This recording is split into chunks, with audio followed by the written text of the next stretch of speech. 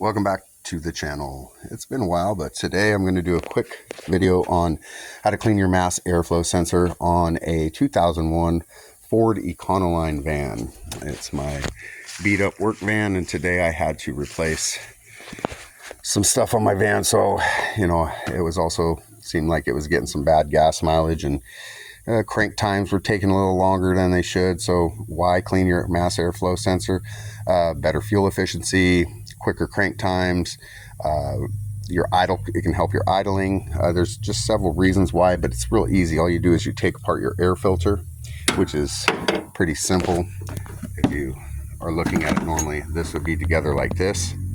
You would unclamp that, pull it out, pull your air filter out, and inside of here, you'll see the airflow sensor right there.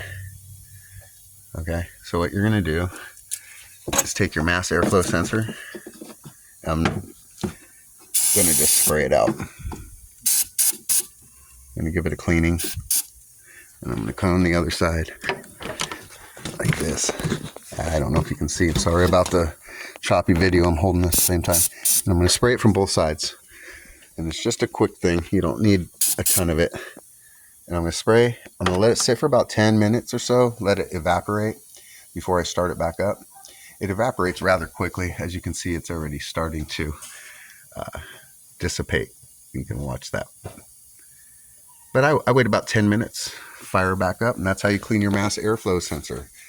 And I've got this stuff. I believe I bought it on Amazon, mass airflow sensor cleaner.